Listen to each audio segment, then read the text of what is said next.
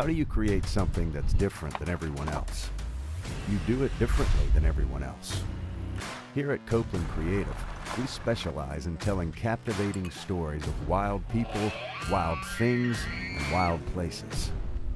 We don't just capture the story, we immerse ourselves in it. We are a diverse, multi-talented media house based in North Georgia, and if you have a story that needs told, we want to help you tell it.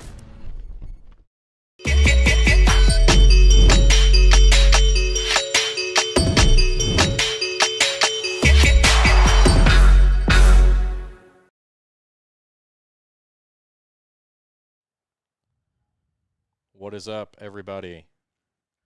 How we doing? We're doing good. I'm in the pilot seat. Call me Mav. Do I get to be Goose? You No, could be Goose. Goose is dead. Not at the beginning of the movie.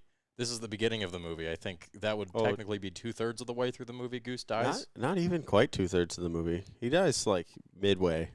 Maybe even a little bit before midway. Yeah. I may have just watched that first one last night. Really? I haven't seen the second one yet. Okay. That's fair. For some reason, I thought you had. No, I'm the only person that was excluded because I was on a trip See? when y'all went to go do stuff. It happens to me all the time. I know. In fact, they saw it before I did, which was rude. I almost went and saw it just in spite of you. I know. A lot of people said that. We're going to go live on the Instagram. Do you want to do it on your trap phone there? I did just throw a story up. I feel like we got to go live to create the urgency for like 5 minutes, and then we'll roll into the podcast. That's fine. Yeah. Just to let people know what's up. Just to let people know what's up. Yeah, we're already live on the YouTube. So if you're watching this live on YouTube, and we also go live on the Instagram, it's like liveception. But this is what we have to do until I figure out my audio solution, which I forgot that I needed to figure out. But we're live. We're live on Instagram and YouTube. What's up, folks? Both of them at the same time. We're also alive on the earth. So it's like we're live in all kinds of places. Specifically this place. Who takes him places? Who lets him go anywhere? Why do we have a podcast with this guy? Nobody lets me do anything. I just do it. Obviously. That's just pretty much my life. Yeah. And just kind of do what I want. So, Instagram people, this is for you. YouTube people are already here, but go to Redneck Tech Podcast YouTube page. We're going live on there for the whole podcast. Y'all should check that out. It'll be a good time. Today we are talking about photography insofar as it relates to social media specifically. So we're going to be talking about shooting for social media. Keegan has a lot more knowledge than me in the social media aspect of things and is going to really talk about... It's just because I spend more time on my phone, honestly. Well, I mean, it's still more knowledge. That's an empirical fact. And he's going to talk kind of about, what performs, what kind of trends he has seen, is seeing, things like that. I know social media, obviously we're on it right now, is a big driver for photography, art, and obviously business. So it's good to know kind of what you're doing, what you're shooting for, and, we'll talk about our approaches to it and stuff like that. I'll be the first one to say I'm not always the best person to talk about doing things for social media because... Maybe that's why we're talking about this. Yeah, maybe I'll be better. Probably not. That's okay. I don't often shoot for social media, and a lot of my images aren't good for it. We'll get into this in the podcast. I was just trying to do some talking on the Instagram Live to... hunting knife guy. I would like to buy a hunting knife and a fishing knife and kitchen set all in one, but I'm doing a podcast and filming this on YouTube Live, where you should go check us out on YouTube Live. Also, the other people that joined, we appreciate you too, but had to give that guy some shade. If you're on the YouTube, say hi so I know who's there and I can address you by name, because that's fun. And that way I know who I'm talking to. It feels weird. I just want to know who's watching. I don't like the idea of just not knowing. There's people here, I don't know who they are. One of them is me. I am watching it. I don't know who the other one is. The government is watching. Announce yourself. The government's always watching, but you don't know that. But, yeah. So, guys, we're going live on YouTube. So, go follow that. Go watch us. because my arm's going to get tired if I hold this for the entire hour-plus podcast. So we appreciate all of you. Yeah, we're working on the audio solution. It's like one piece at a time, and every time I think that I have the right piece, I don't. And there's no good resources out there. Apparently, we're the only people who have ever tried to do this, which cannot be true. It's not true. But nobody writes blog posts about it, I guess. They just do it in secret, in the dark secrecy of their podcast studios, and don't share that information with the people of the internet. This is why you guys don't listen to this, isn't it? I thought that was a very nice, flowery sentence with descriptive language. That was a rant, Briar. That was a rant. Winter Productions and Tim. Gotta love the Knife Sharks and Hey, Hey, Hey. I take it. Hey, hey, hey. Makes me think of Fat Albert. Are you Fat Albert? Sometimes I feel like it. I wish I hadn't have seen that. Well, this is going to be an interesting one, guys. So if you've got some time, go up, follow along live, watch it live. I think it's more fun live. I enjoy watching it live when I'm not. So when I'm not here. If you have time. They have time. They have time. Hey, some people work for a living. I don't know I who. work for a living. I just, you Okay. know, I don't have as many restrictions on when I can and cannot do things. Anyway, we're going live on YouTube. We're done with Instagram. We'll see you there. Listen to the podcast on all your other platforms otherwise. Peace. Tim, the audio issues there is not an easy way to route from the board to a phone. It requires a litany of connectors and adapters, and every time I think that I've got the right combination, it's not the right combination. And then I'm like, okay, I just need this thing. Then I get that thing, and it's not the right thing. So we'll get it eventually. I'm confident that the next iteration will be the one. But alas, I've said that with every iteration, but one must be optimistic about such things. Did you get the M1 Pro or Max? Just the Pro. Okay. For the studio. No, you're. Yeah, probably. Yeah, because I have the M1 Studio and an M1 MacBook. Oh, you're a fancy boy, aren't ya? Yeah, Aren't ya? I got tired of. Well, do you see why I got a new laptop? Because you're using the one that I used to use, and it's very slow. So It's bad. atrociously slow. Don't ever take Ryer's hand-me-downs. I used the crap out of that. I know. Did I tell you I And I dropped bought it it at Lee's used and house and I refurbished. cracked it? The screen? No, the Oh. back part where it folds has a little crack in it. And I didn't. I dropped it in a briefcase. That's like a laptop bag, and it hit the concrete and it sounded bad. And I was just like, oh God, thank the Lord I travel with 2 laptops. You do? You take your PC laptop Yeah. too? Yeah, I don't trust the Mac yet. I have trust issues. Clearly. At some point, like if something happens and I'm like too frustrated with trying to do the Yeah. Mac stuff and I just like can't handle it, I know I can do it on my PC. Also, if we're driving somewhere, it doesn't matter. Yeah, no, it doesn't. Also, it doesn't hurt to have a second laptop. No. And I I would- was going home, so I had all my hard drives and stuff up there. Yeah. That I looked through some stuff, and That's fair. I still have photos from Alaska last year that I need to edit and go through. Good thing you have plenty of time to do that now. Time's a myth. Time Anyway. is a human construct. Let's kick this off, huh?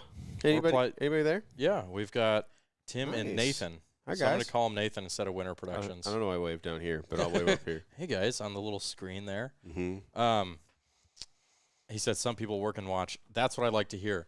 That's the kind of attitude that we want from our listeners. It is. That's It the kind is. of dedication that we're looking for. You're So one of good the on few. you. You're always here, Tim. He also said that was Nathan, actually. Nathan? I don't know what Tim's doing. Oh, sorry. I What are you got doing, confused. Tim? Tell us what you're doing. We want to know. Who's Nathan? Nathan is Winter Productions. Oh, Now we're on I'm a first sorry. name basis now. See, now I know. The more you know. He says the DJI mics would fix that. So we have been using the DJI mics. You still have to have an adapter. It's still a mess. and then you have to keep them charged. And then when somebody takes Aren't the those camera Rode kit, mics? They're Rode mics. yeah. But if somebody takes the camera kit that Like I did the last time. that the mics are in, then you're SOL. So And we could use the other mics. But the problem is I don't want to have to set it up every time. You have to set those up every time. we're going to completely revamp this live. I want the audio to come out of the dedicated out ports here and go to a phone with a cable. And I want to plug it in and be done. Plug it in. Exactly. That's what I want. Except for I only have to do it one time. That's what I want. Yeah, but the song says you plug it in twice. I know. Such a fallacy. Is it? Have these people ever plugged anything in? Sometimes you got to wiggle it and unplug it, flip it around, and plug it back in. That's true. I don't know. What was USBs. that even for? Was that a Glade commercial? Or a Febreze commercial? One of those? Pretty yeah. sure. Probably Febreze. Hmm. I feel like Febreze was kind of the first in the market for doing That's the true. scents. And then everybody else was like, oh, let's also do this. Mm. We have to actually start the real podcast. So we're going to do that. Now, let's see, does Ryer mess it up? I hope so. Time will tell.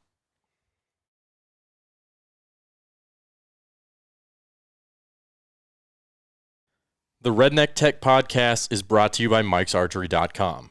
They're a one-stop shop for virtually everything archery, bow hunting, and for your next outdoor adventure. Mike's Archery has been at the top of the archery game for over 50 years, and they want to give listeners of the Redneck Tech Podcast 10% off their entire online store using the code REDNECK10, all one word. Just put the code in before you check out, and your boys will hook you up. The guys at Mike's have always been good to us, and now they can be good to you too. Visit Mike'sArchery.com and get your gear now. Right here, right here, right here, right here. Yeah. You want him? Meh.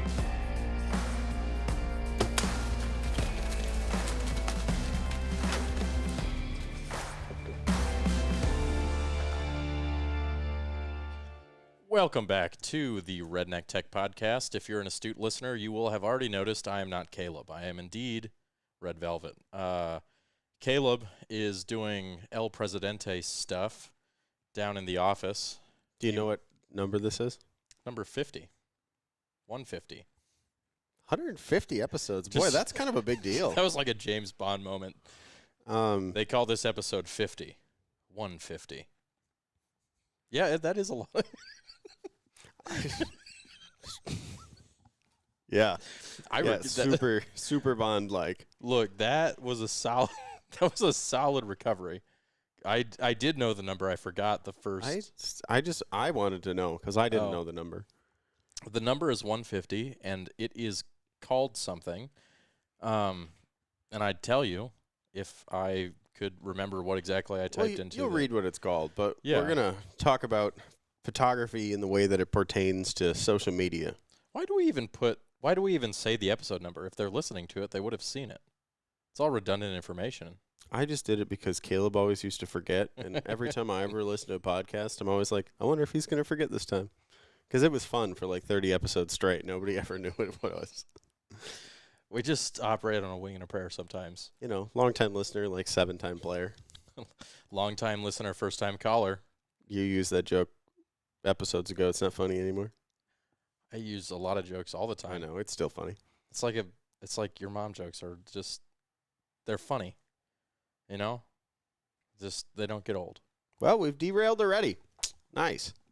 Yeah, today we're going to be talking about shooting photography specifically, and as it pertains to social media.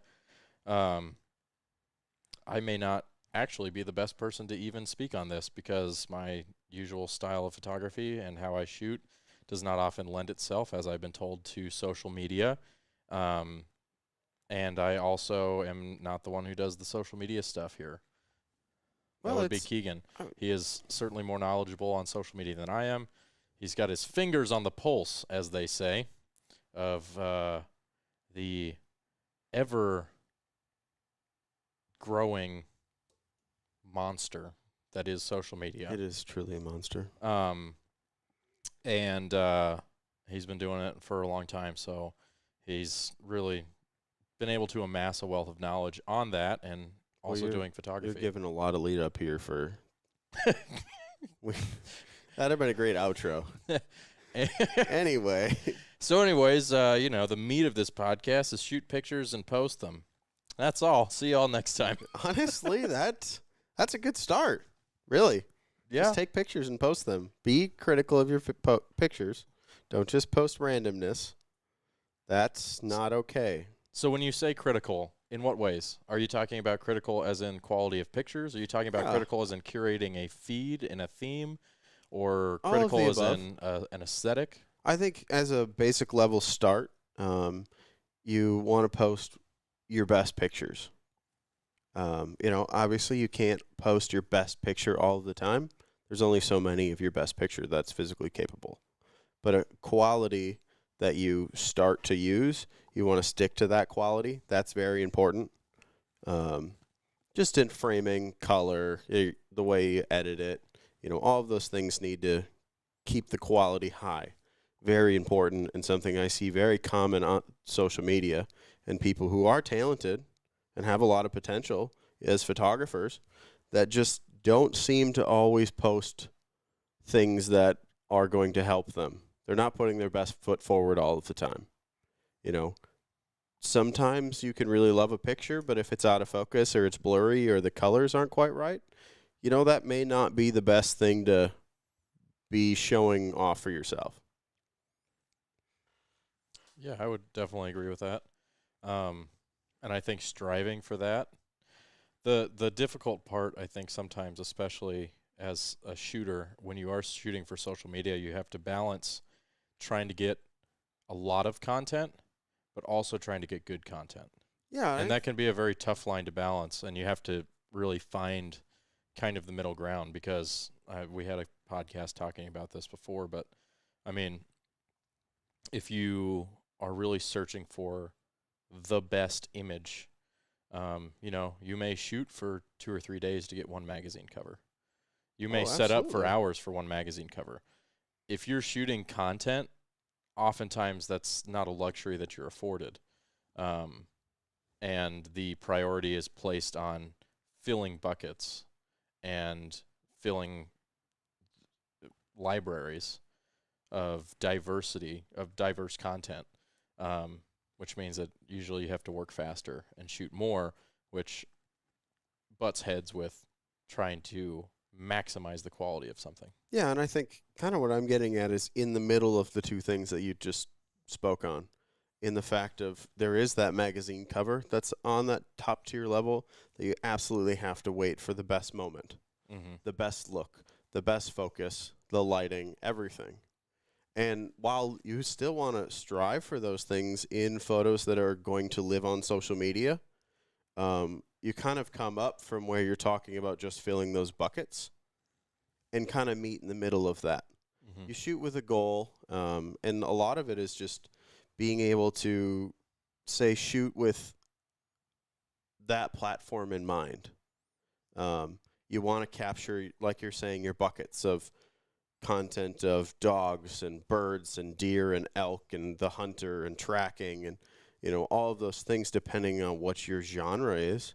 If it's fishing, you obviously want to capture the lures. You want to capture the motion and the reactions with the fishermen. You want to capture the actual fish shot with that fish. And then figuring out ways to go in between all of those things and capture the moments that maybe not everybody thinks about. That part for me was kind of what took my photography to a little bit different level, and what I think helped me a lot was I took, especially in the waterfowl world that I came from, I took the basic moments and then I twisted it a little bit. It's not maybe the right word, but it kind of gets on par with what I'm getting at. To twisted it thematically or twisted it physically? The camera. Well, I've twisted myself into a lot of goofy positions to get these photos. Sure. But no, what I'm getting at is just you have your basic photos that everybody loves, but that little bit different angle kind of gets your style and establishes more of that different look that kind of draws people in, that gets their attention. And with social media and the way that everybody goes through it, you have to be able to get some attention. But to circle back, before you can do all of that, you have to be able to get high quality images to be able to portray all of that, to make those few images that really are moving to you and your audience, to get those to mean something. And in the way where you're a good example of this, you're an incredible photographer. But the way that you're shooting the photo is for an art form that is not the 9x16 screen that is the phone. And a lot of your really, really amazing photos don't necessarily fit in a social media platform because they won't impact the same. Right. For example, Instagram kind of took away the rule of thirds. Yeah, I did want to talk about that because Which is kind And of appalling as a photographer. well, I feel like for potentially keeping the podcast on rails, I almost want to go a little bit chronologically and maybe take a step back and start from the beginning as far as Yeah, let's somebody do that. somebody contact, because I do want to cover what Mhm. I think you're about to cover, but I want to start maybe with Boy, right. Somebody mark this on the calendar. This is a holiday. It is June the 15th at 15:28. Ryer that's 328 for you civilians out there. Ryer re-railed the podcast. I re-railed it. Call me Mr. And then I Engineer. just derailed it. Nice. All right. Back to the beginnings. So the first 4 thing 7 years ago. The first, I'd wanted to do an Abe Lincoln impression so bad, but I didn't. You guys will never know. I could be very good at that, or very poor. You'll find out on TikTok. Will we? This won't die. Oh, okay. So I wanted to start maybe with kind of the initial approach, right? So when you get a call, and for simplicity's sake, let's say that the project is slated as being only photos, only primary use social media. They don't want website images. They don't need story images for, an article. They don't need magazine covers. They don't need it, whatever, right? They call you, they're like, hey, we need you to come do this thing for, let's go 3 days, and take images that we can use on our social media. Mm-hmm. And because this happens more often than not, they just want general photography. They don't have anything particular that they maybe are really trying to focus in on. They're just like, we want general photography. So somebody calls you up requesting that. How does that inform your approach, and how do you go about approaching that?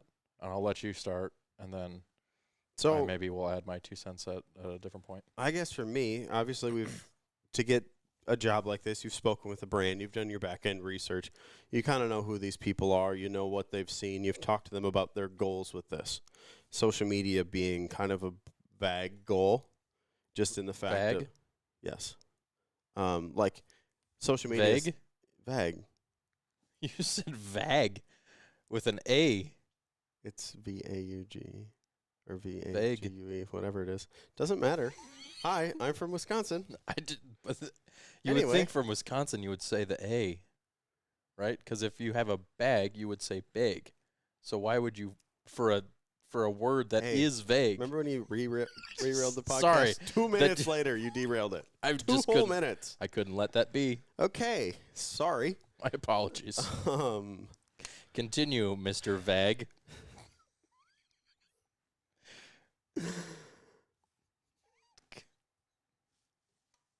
Floor is yours. Train has I even derailed from the- vacuumed it for you. To those of you not watching, I'm so sorry. The look of disappointment on Keegan's face. This is why you watch the live. Anyway, so what I'm saying is, obviously, social media, Facebook, Instagram, is your typical pictures, Twitter, blah, blah, blah. There's other platforms. I mean, you could go into Pinterest and whatever. Sure. But call Instagram your generalized, and this goes for, like, you can look at this with just an individual's account as well. So you want to look at what the story and what the theme and what's happening with those images. Why are you taking those? Just to document general photography? Or are you trying to tell a story with each one of those images or the collection of those images? So for me, going into it, I know what my story is, and I know why I'm shooting those. Those are important. And if you have a story behind each image and it's not just a random image, that means something to people. Whether they know it or not, that means something just subconsciously. They're seeing it and it's a reason. It tells people stuff. Stuff is good. Stuff is good.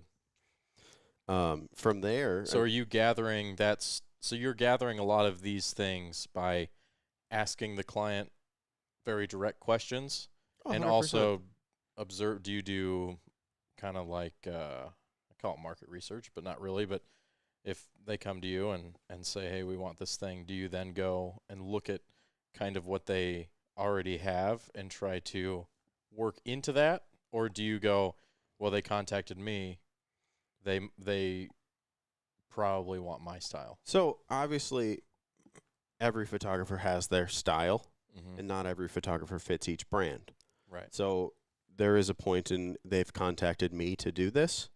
They are obviously going to get my style of imagery. So I more look at it as a background of looking at the brand, looking at who they are, where they came from, and what they're trying to do with their image, their brand, their products. And it's the same for an individual that's trying to do this for themselves and going on a shoot. You're looking at what you're selling. Even if you're not selling a physical product, you're selling yourself. You're selling who you are. You So can you're also sell the idea of something. correct. And all of that kind of goes into what you're shooting eventually. So like me with a big background in waterfowl, we're obviously trying to tell the story of the waterfowl hunt. Not only shooting birds, you're talking about the dogs, what they're doing in the blind, the people that you're with. You're capturing the emotions of what's happening, the happiness, the sadness, the just pure disgust when somebody misses a layup shot. So you're kind of thinking about that stuff when you're shooting, and then you're looking at how you can take your eye and your style in photography and shooting those images. Does that kind of make sense with what you're getting at? Yeah, and I think it's also important to, especially if somebody comes to you and is very vague about things, I think it's important for you as a creative to try to get as much information about their intent and their expectations and their use cases as you can. Now, I mean, all of us who have done this for any period of time will say that oftentimes they really don't know, and you may not get a whole lot of answers, right? So you just kind of have to use your best professional judgment in those cases, but sometimes they're very specific in what they want and how they want it, and God bless them for it. It makes your job a lot easier. I know that I personally, like, your approach to how you shoot something is very dependent on, like, is this a brand? Is this a product? Mm-hmm. Is this a person? Is this a TV show? Are we doing this for sponsors? And like you said, what is kind of their identity? Mm-hmm. Some brands and products and sponsors don't want images that are, let's say, less. They want obvious imagery. I didn't know how to say that. Like, they want to see the product like very literally. They don't want like implied product. They don't want the product to be very small. Like, you look at their page and it's just like product, right? And there's some brands who like to do that a little bit more subtly.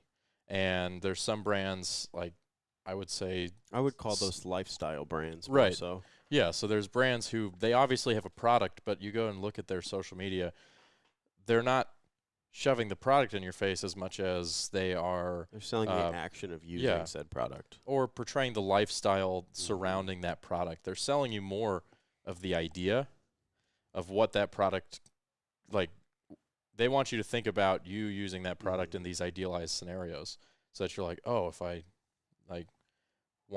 get this product, I can do these cool things. Like that's what I'll look like doing those cool things. You know, if I'm shooting, because happens often, this is not necessarily a use case for a lot of guys, but like if I'm shooting photography for a TV show, well, I know that people want to see the hosts of the show. The hosts are really the central driving component of that photo shoot. And if you have sponsor products, I've found that the sponsors don't want to see necessarily just like a hand with a product. They want to see, like, they need to connect that celebrity person and the product in a recognizable way. And so just knowing some of those things when you go into a shoot can kind of help inform and bias how you shoot, right? Because I think it's important to, A, shoot to the client, but also shoot for yourself too. Because people do hire you for what they've seen you do and the things that you've done and your style, both editing and compositionally and shooting. And so even if they maybe you've only seen them use this kind of photography, one, sometimes they haven't had any other photography that they can use, and maybe they would like other styles. But it also gives, you can sprinkle in those little pieces that are representative of you and your style, and oftentimes that's kind of that little bit of spark that will set you apart, right? Because you can deliver a bunch of product imagery or brand imagery the same way that everybody else has, but you throw in a couple of extra pieces, a couple of things that you feel and find unique about you and your shooting, and try to take some of those pictures, and it just gives it that little extra kind of touch to it that will set you apart. And hopefully, I mean, the goal is you take a bunch of pictures for somebody and they like them, and hopefully they call you back and want you to take more pictures for them. So I think it's important, one, obviously, to give them what they want and will use and will like, but don't get tied to it, because you can become tied to it. Like, do that, but also do some different stuff and do the things that in your head look cool or feel cool, and give it all to them. On the specifically for social media end of that, there is also, and you're absolutely right, you still have to be able to add your influence to that and the things that you look cool, or that look cool to you. You have to be able to rein a little bit of that in, depending on what the goal of those photos is. Sure. Per client, company, brand, lifestyle, and then theme it towards that. And that kind of deals with framing and lighting. Framing in the fact of just how you're shooting that image has to go into that screen to impact the most people, audience, engagement for that particular company that's going to use that. And that's where, if you take a landscape photo, Which I do, and your real hard rule of thirds, and it's formatted as a landscape photo out of camera, now all of a sudden you crop that into a 4x5 or a 1x1, that photo completely loses its allure. And that's what I see causing a lot of issues on social media a lot of times, and why people who are incredible photographers just don't seem to catch on. And it's because, and there's a way to do that as an art for yourself, but as somebody shooting for a brand specifically, that starts to make a brand maybe not want to call you back again, because those images that you gave them that they paid for aren't fitting for what their intent is. I think it's also important to understand that oftentimes the people who will be posting these images do not understand photography or images. Sometimes they don't really even understand social media, and they don't understand that you can reframe things, you can crop, and so they'll see a picture, they think the picture is cool, they throw it on Instagram to post it, and then they just get that center square out of it. So you had a nice 16:9, and it's the center square cut out, and then it ends up on the feed, and they're going, well, why do all my pictures look weird? Like, why, how come my product or this person isn't in the center of the image? Why do these images feel like they're lacking something? And that's where, when you go to deliver a package of images, to either take that one image that you really like in, say, your 9x16, and maybe you deliver that, and you deliver one that's specifically for, say, the Instagram platform, that's already cropped and it's already done, Right. so that they can't mess that up. Or you just don't deliver those 9x16s in that social media bundle. If you want to still deliver that in a separate entity and just say, these are the same photos or some of the same photos that we took on the trip that I think you're really going to enjoy, but these aren't directly for that. These are just a little added bonus. Here's some sprinkles on the top of your ice cream cone. Right. What I wanted to say about lighting, too, is as you scroll through a brand's social media page, obviously they're going to have a theme of things that they like. Mm-hmm. So how you light photos, how you edit photos, and then how you end up delivering those photos have to kind of fit into said brand's feed. And that goes just for an individual as well. You know, if you have very low contrast images on your feed and you deliver a real high contrast image and that you put that up, it's going to look very appalling and very different and very noticeable in not a positive way. While it may be a banger image and look really cool on its own, when it fits into that whole group, all of a sudden it doesn't mix. And I think there's something there to be said about if you are an individual and you're an artist and trying to use your Instagram for commercial purposes. And by commercial, I mean marketing yourself, whether that's growing it to a point where it's able to be monetized or getting work from it. You have to pay attention to things like that.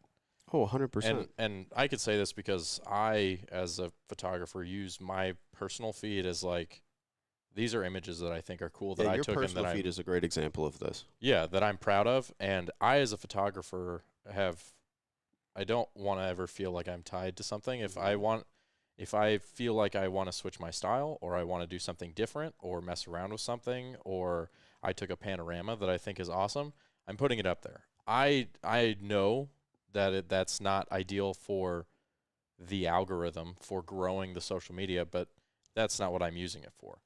But if you are using it for that and you're trying to develop an audience and you're trying to develop that, people to some extent want to know what they're what they're going to see. And that's why when you look at a lot of these accounts that are very big in photography, you'll notice that they have an aesthetic and a look, and it's repeatable and it's very consistent, and people want that.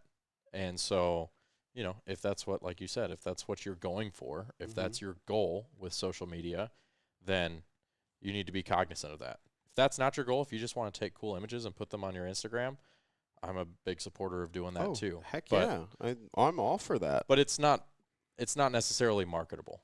And it's hard to market, for sure. And literally why I have like my personal Instagrams separate from Cope. I have my business that I ran for several years, and I have a friends and family page, per se. That's just, I thought this was cool. Right. But this doesn't fit on the aesthetic of what I've built. I just think this is cool, and I think people will like this. So it's one where... Or I like it, I'm proud of it, so you guys get to see it. I don't care. If you like it, cool. If not, then... It's just all things to think about when you're using imagery for social media. Right. And brands are going to start to see what you're putting out. And if that fits their MO, then they're going to call you. or they're going to call the other guy whose brand fits their MO a little bit more. And that's great. I mean, there's plenty of food in the ocean for all of us. And again, especially a brand who's paying you to do Mhm. something, they do want to know what they're getting and what to expect, right? So if your photography is all over the place, well, to people who aren't looking at it as an art form, but are looking at it as a means to marketing Mhm. and growth, that shows that you either don't have repeatability, you don't have consistency, or they just they can't be certain what they're going to get from you. And For somebody spending money, especially business owners, Mhm. that's not an attractive prospect for them. And this is a really, you see this very apparently in the wedding industry, in the fact that some wedding photographers are very light and airy, almost a little overexposed in a lot of it. They're just, that's their look. Yeah. And some are very dark, some are in between. But if You've you're got getting those married, deep oranges, or you've got the yeah, crispy greens.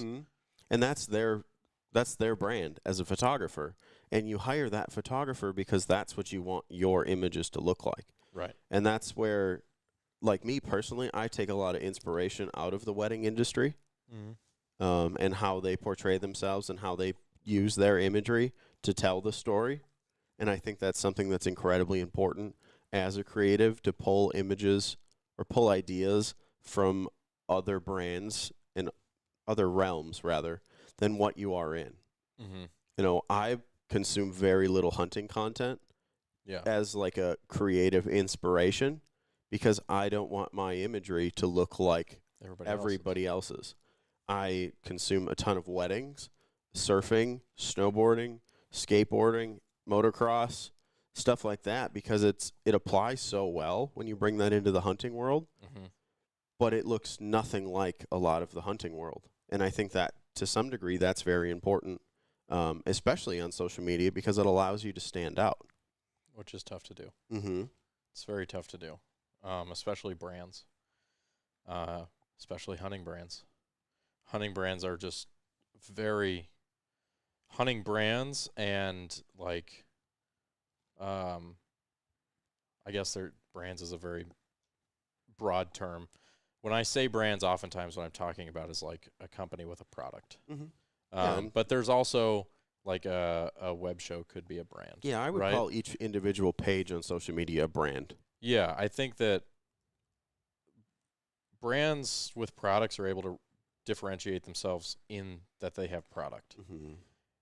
If you're a content creator or an influencer, or you have a web show or something, it is even harder to separate yourself because your product is the content that you're delivering. And I think that too often people don't think enough about, okay, what do I really have that's unique here? They just think, oh, well, I can film my hunts. I can take pictures of this, that, and the other. I can do this and put it on social media, and boom, that's your magic potion. And then you get just a lot of the same kind of stuff. And that's why people probably do it, and they find that, oh, it's actually really tough to develop anything here. And that's like where you have to find the thing and separate yourself somehow. Like there's a secret sauce, and everybody's secret sauce is a little different, and your secret sauce may change. But everybody's got a secret sauce, whether you know you do or not.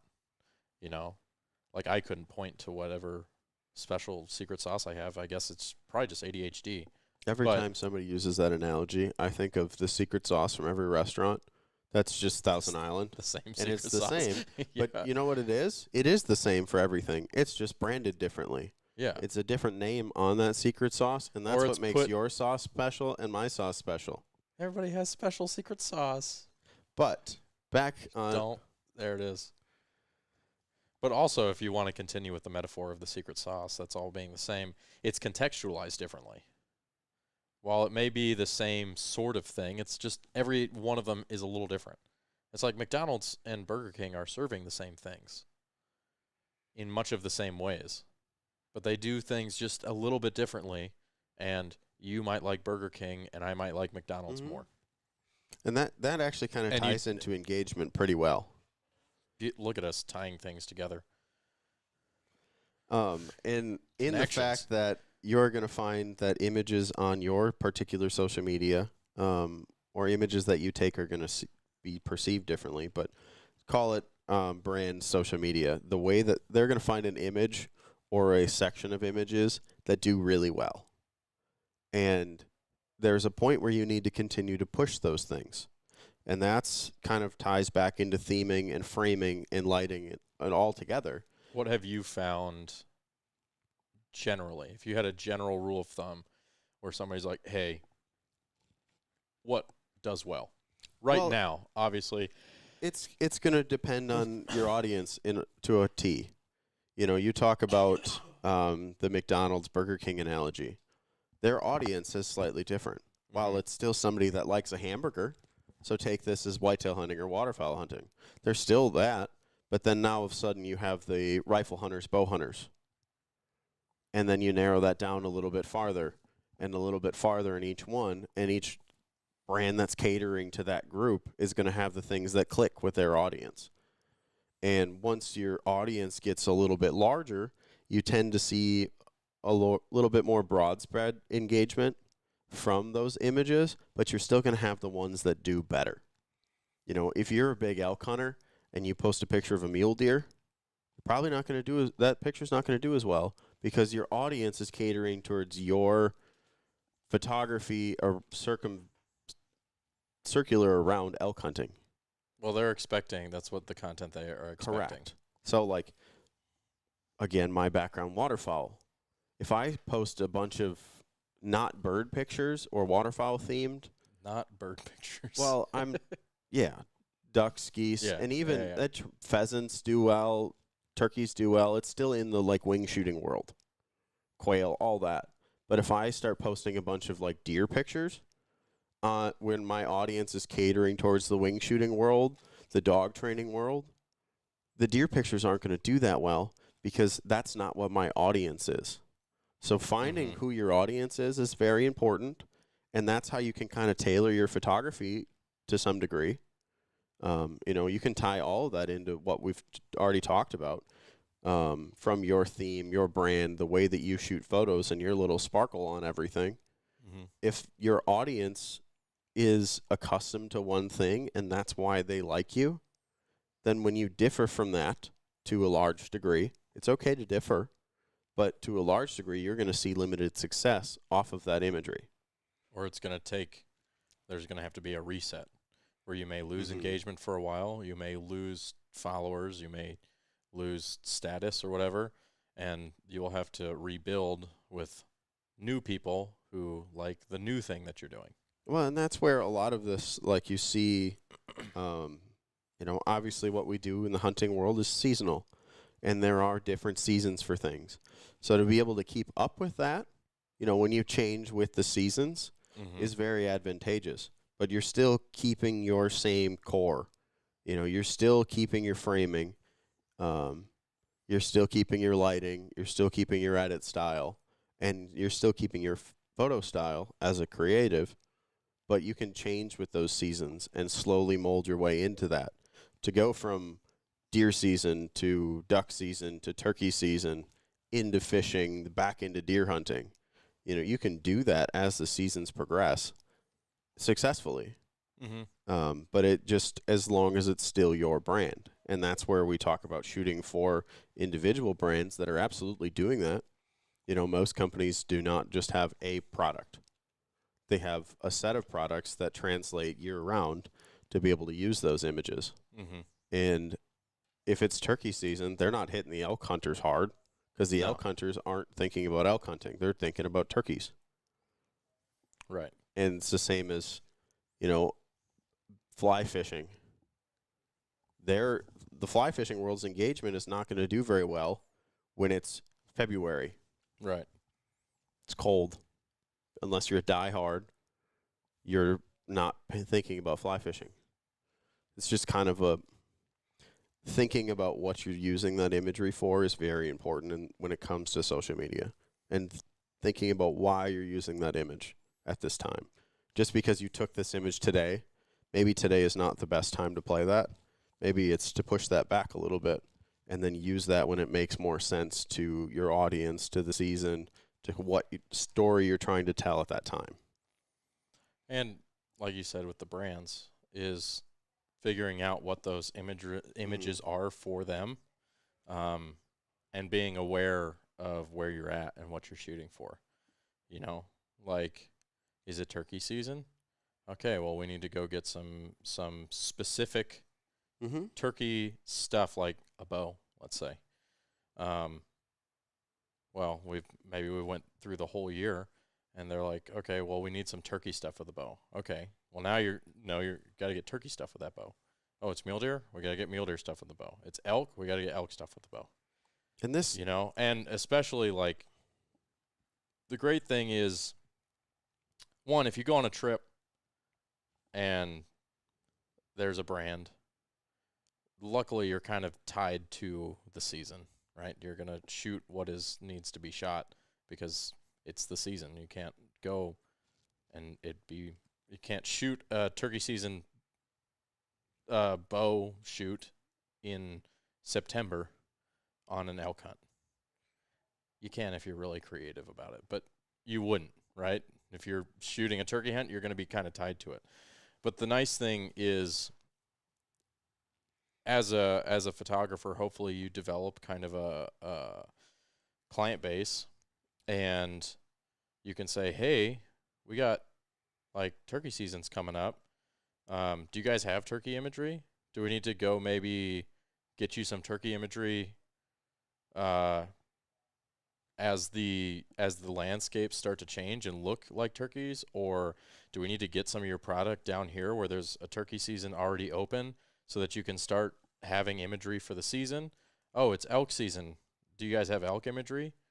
Like, being able to understand the client's needs, and you're much better. I'm not the marketing guy. well, I'm not, but this is where but it it's ties a back way into the buckets that you were talking about earlier, right. when you were talking about shooting a lot of content. So, and by a lot of content, I will add this, it's a lot of quality content, not just a lot of images. Although I will say Because, that and I there say this is because I shoot thousands of images a day you do shoot a lot of them, and will only edit a select few that are quality, right? which is very important. But my point where you were talking about the shooting the buckets. So last year you shot, say you delivered 300 images for turkey season. Well, next turkey season, they've used 30 of them, 40 of them maybe, and then they've moved on with what they need. But now next season, all of a sudden you have all those other images that may not have gotten used, that now that brand can promote turkey season when it's coming back up. Mm-hmm. And when everybody's thinking about turkeys again, and it's not turkey season, because you just don't have the ability to get that content when it's not turkey season. Right. But because you shot all that extra stuff and you went through and you told the story completely, now you have a completely another set of images that those clients can benefit from, which is something that's super important. And especially like an individual that say there's a lot of people who are big elk hunters. You have a very limited time to be in the elk woods and elk hunting. But if you shoot a lot of the images and quality that are around that, you now have content that outlasts just the limited elk season, which is in social media world is incredibly important because people are still engaged in that, but they're really engaged in it right ahead of the season. So it's hard as a starting photographer to capture all of that and to do that. But as you get into it a couple years and you're shooting with that kind of mindset, that you know what is upcoming on social media and you know the content that you're going to need, and it goes for photos, videos, whatever, you have that now coming into it, which I think is very important and something that a lot of people don't think of. And then all of a sudden they're looking at other brands and pages and the rest of the world that's now pushing a particular season, and they don't have anything because they weren't out there. But as you develop as a photographer and you start thinking about this stuff, now you've pre-planned these images, you've saved a few of them so that you can push that until you can get back in that situation and start shooting those. Yeah, I think it's important having an awareness of that kind of stuff, whether it's seasons, whether it is just things that are important to Mm-hmm. the general society, to the brand, to the individuals, and just understanding like what's coming up, because you're rarely, especially if you're creating a library of content for a brand, like you have to be thinking that they're going to use a lot of this stuff throughout the year,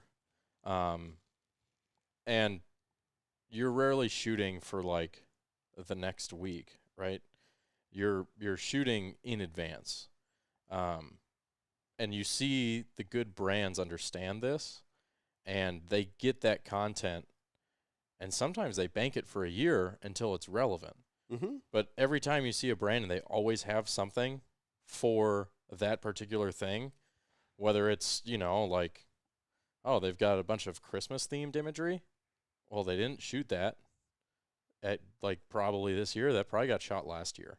Or they set it up beforehand and shot it, right? They thought about it and were like, okay, we'll need to do this for Christmas, or we need to have something for Thanksgiving, or okay, it's 4th of July. Okay, it's great example is Sitka's Memorial Day stuff. Like somebody didn't just come into the office and go, "Hey guys, it's Memorial Day. What do we got?" Right? Like they probably, especially because of the what they did, but like that was talked about weeks in advance.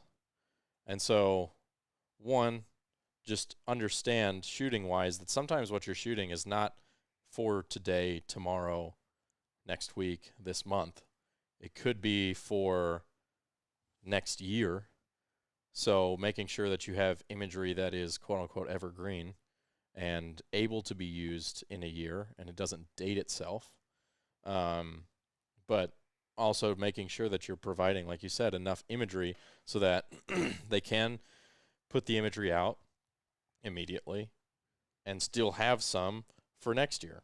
And hopefully it becomes a circular cycle where you're out shooting that thing, they get the content. Once they run out again, like you're back shooting it again. Mm-hmm.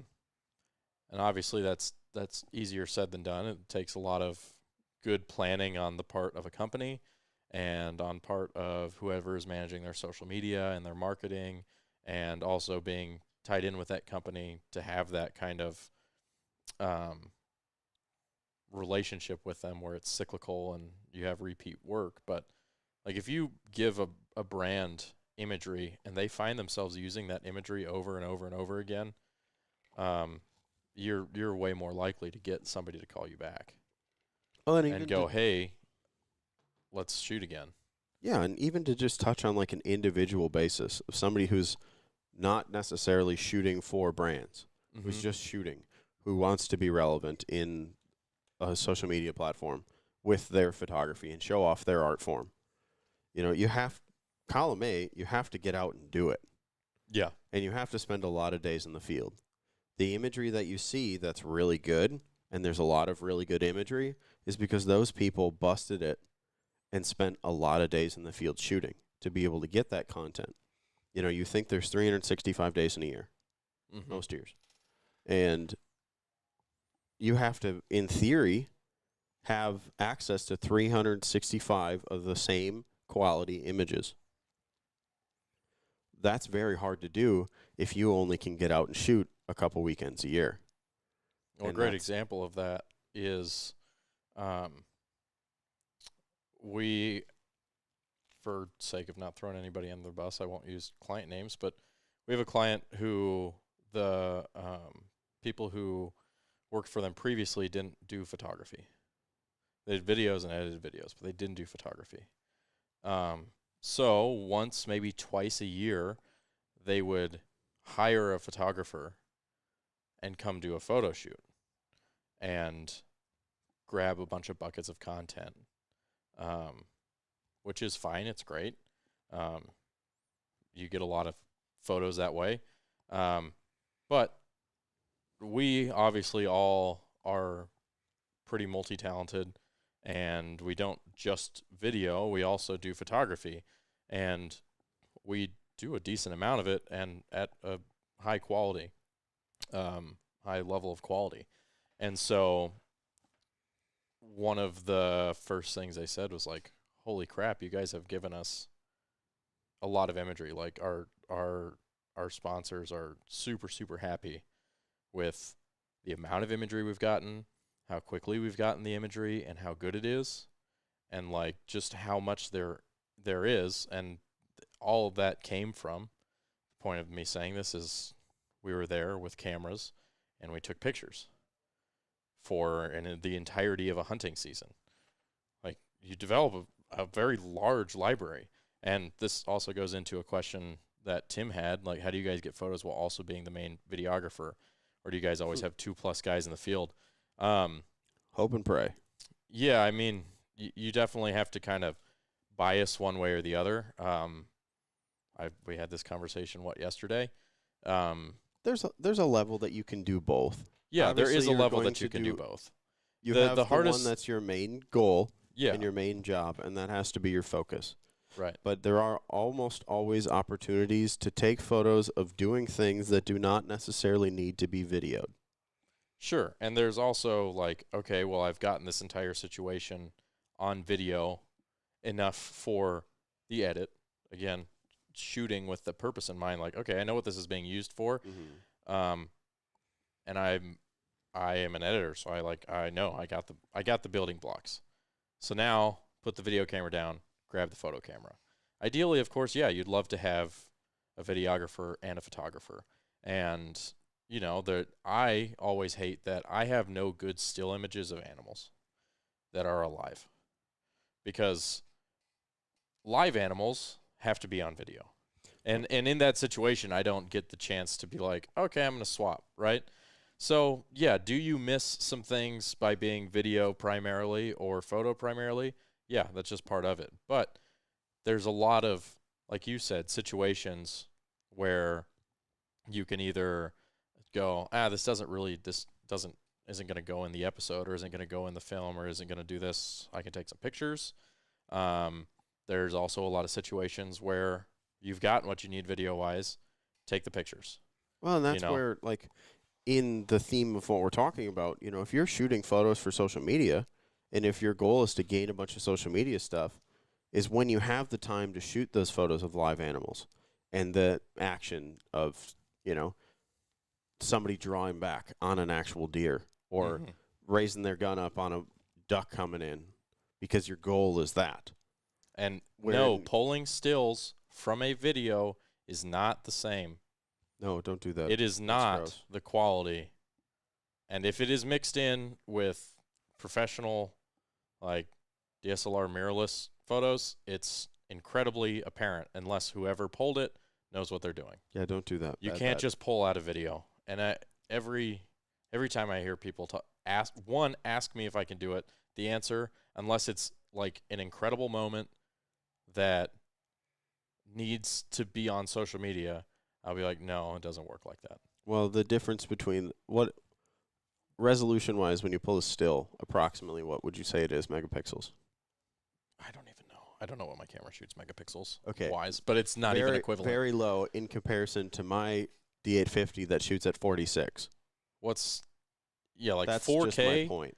1920 especially, even 4K, like I think I did it one time because I shoot time lapses on my stills camera. Obviously, I stitch them together, and so I did it so that it was the full size in Premiere, and it was like 8K, 10, 8, 9, 10, like it was ridiculous. You're not even touching it with a 1920.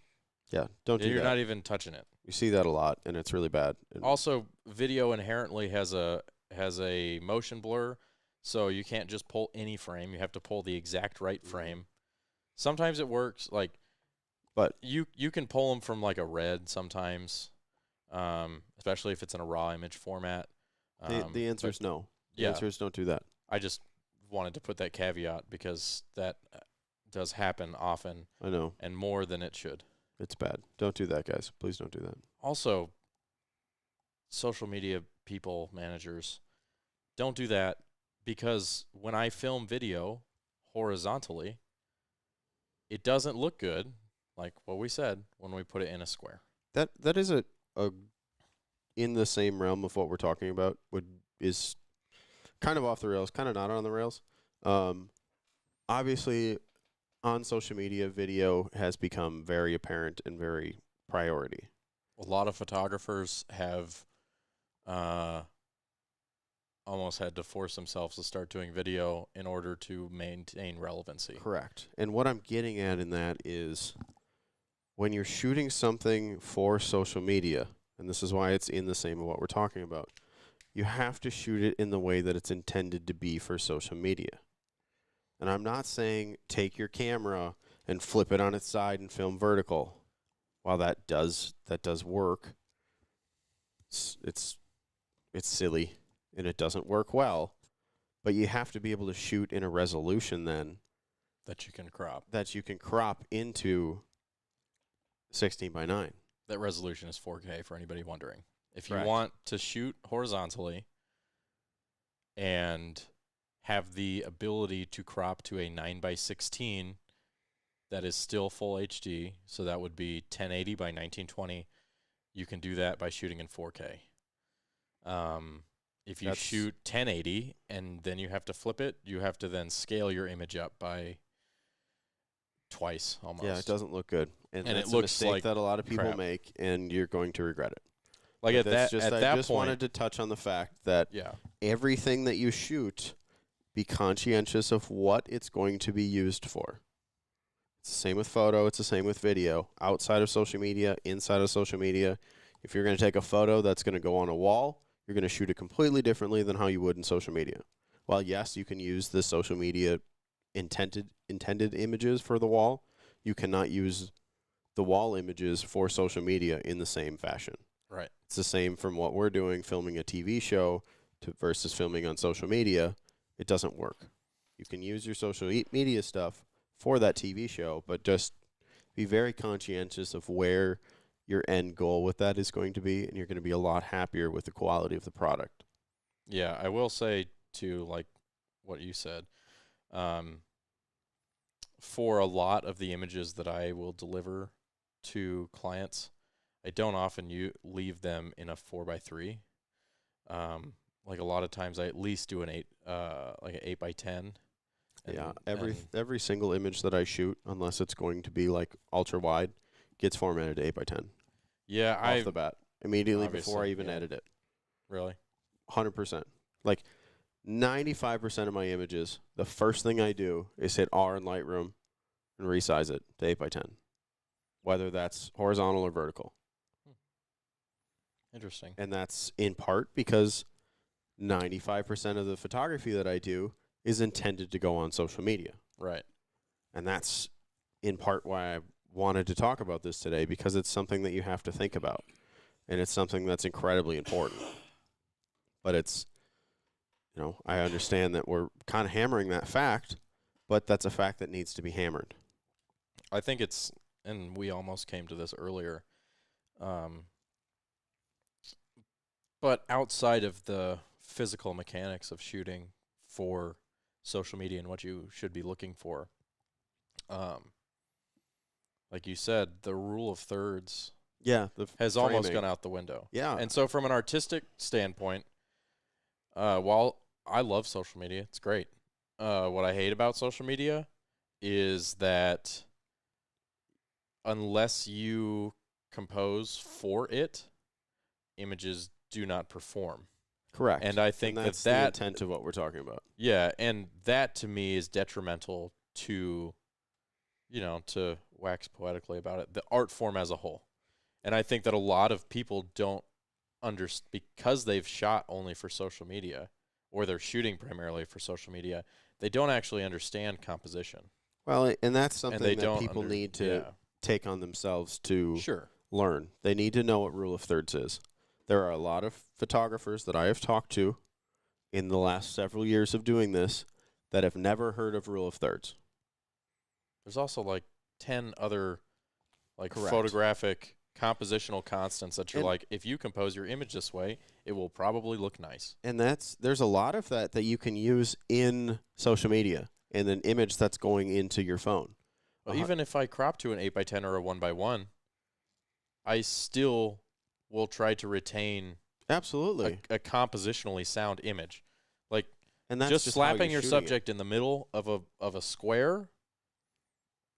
Very rarely is that compositionally pleasing. There is a value to doing that. Right. Um, Social media likes it like that. It performs well on social media, and yes. And that's something to think about. and if you're shooting for social media, you need to be aware that But yes, composition of your image, and while keeping it the art form that it actually is still very important. Using rule of thirds and using how your eye travels through an image, especially framing or leading lines, are very important. And there's a ton of information that's out there. Very, lots. very good YouTube videos on how to do that. And then you can take that knowledge that you've learned on the back end and then apply this to propel your images so much farther. Well, I think and when you begin to look at, like, okay, let's look at a bunch of photographers on social media, and you've got your professionals, you've got your semi-pros, you got your amateurs. You can tell that the professional shooters and the people who are getting hired to shoot professionally understand photography at a technical and artistic level. Even though their images may be constrained to a 1x1 or a 4x3, 8x10, 10x8, or even a 16x9, they still maintain a solid grasp on the fundamentals of photography. And you can see that. Just because you may be constrained by social media does not mean that you don't need to understand the elements of photography and what makes a good photograph. Because Correct. Incredibly important. and you can, if you look, I'm sorry, I burped a little bit. If you look, you may not understand what you're looking at or why it's pleasing to you as a viewer, but some images just speak to you and others do not. And some images tell a story, and some images draw your eye to where it needs to be, or some juxtapose or create tension or emit a feeling or an emotion or an experience. And that's And the they're story not that doing that separates the top. accidentally. That doesn't happen by accident. Moments happen accidentally. But capturing those moments and showing off those moments does not happen accidentally. That skill is built through time, knowledge, understanding, and, a little bit of instinct and a little bit of special sauce. But like, you can't just go shooting a camera around and expect to get those kind of images. You need to develop an understanding of what makes an image good and strive for that. And you will get better images, and you'll start to separate yourself because you can tell people who are just shooting pictures and people who are creating images. Well, you're being conscientious of what you're putting that image out to be. Right. You're being conscientious while you're shooting it. And that's the same. It ties incredibly well into everything that we just talked about. In your goal with that image is why you're shooting that. You're not just taking a picture. You're shooting with a purpose in mind and to tell the story and to make a feeling and to sell a brand, a product yourself, or just have something that people think about and look at and take more than 0.2 seconds to swipe through. Yeah, and you can definitely feel, like, you could feel the impact if you really, I think, me personally, I like to analyze how things affect me as a consumer of them and as an artist and as a Incredibly creative. scary thought. Well, as I'm scrolling through social media, as I'm watching a movie, as I'm doing these things, because I create stuff like that for a living, if something affects me, I want to know why. and I want to develop an understanding of what kind of things are affecting me, and how are they doing that? Why are they doing that's that? a good point that people don't think about is when they see something that they like to analyze that and understand why they like that image, why they have that feeling. And I think that's what's made you very good at what you do, because you have taken the time to understand somebody else's art form and why it made you feel like that, why you thought about this, why it was moving to you. And then you relay that into your own art form. Yeah, and it's not always like I'm not sitting there for 10 minutes analyzing an image, but I go, I like that image. What do I like about it? Mm-hmm. Like, oh, I like that, I like the contrast. I like the form. I like the composition. I like the scale. I like all these terms I'm throwing out there are not like, these are things you could go search photography. Essentially, they're the basics stuff. of photography. Right. But like if you go and you start looking on social media and you go look at the brands that you feel like are doing it right and the brands that are just putting out products, images of products, or they're just putting out pictures, and you start to analyze it, like you'll see this, you'll find it. You'll find that the brands and the people, hot girls excluded, that's a entirely different, that's a whole different That's not realm. photography. No, I understand. I'm just saying. I just wanted to throw that caveat in there. We'll see what you're thinking about. Focus. I'm a man, am I not? Jury's out. Jury's not out. Jury's not out. So that is a fact. Anyway. But look at what they're selling. Oftentimes, they're not selling. They are selling a product, obviously in a literal sense. But on social media, they're not selling a product. They're selling the idea of an experience that product can provide. I'm not selling you Sitka gear based on how good of the gear is. Like you don't see pictures of zippers and fabrics and just like, here's a camo pattern, right? What you're seeing is their gear in use. Boy, do you remember when that used to be like the marketing for camo patterns? And it would just be a picture of the camo pattern? Yeah. Just a square? They used And to be that's all all it was? marketing, feature-based marketing. We are no longer in the era of feature-based marketing. I am so happy. We're I was now not a in the photographer era in the of 2000s. of experience and arguably for some of the bigger brands, cultural marketing. But that cultural marketing has, like, you look at Nike. Nike is no longer it's a whole other conversation. What I'm saying is that when you look at Sitka's Instagram page, you look at Yeti's Instagram page, they're not just showing you the cool parts of the product. They're not just being like, here's our product. Oh, here's some cool latches. No, they're showing you It the product lasts in a for- cool place with cool people doing Right. cool stuff. Because then you associate that product with that Mhm. experience. Like, oh, I want to do that. If I buy this product, I can do that. I could be like that. I could look like this. I could feel like this. I could experience this thing. And as a photographer, you want to understand that, because while, yes, you probably do need to get just straight product imagery, what you also need to get is the images that will convey that to an audience. Mm-hmm. And that is that's the harder thing to do. Again, It's easy to go that's take shooting with pictures a of a water purpose. bottle. Yeah. I'm probably restating things. I'm sure No, I've and said 5 it's- times. But that's why I keep saying it's, again, shooting with a purpose and that thoughtfulness. And that's exactly how you be successful as a photographer in this day and age. And in general. But that's, in particular with social media and what we're doing, you've nailed it. It's shooting with a purpose.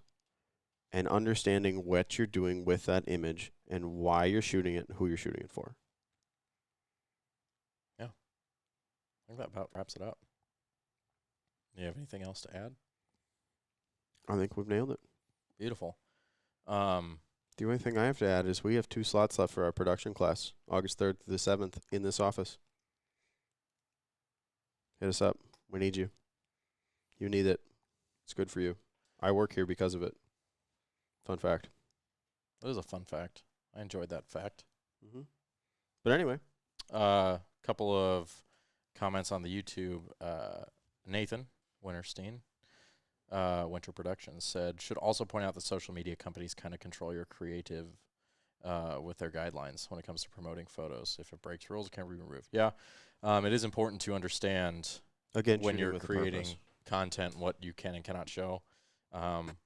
That's the back end both- research of what yeah, you're shooting. And both the technical guidelines of the platform, and you know the rules of the platform. Like on TikTok, you can't show dead animals. Mhm. Just know that. You'll either find it out or you'll figure it out. Mhm.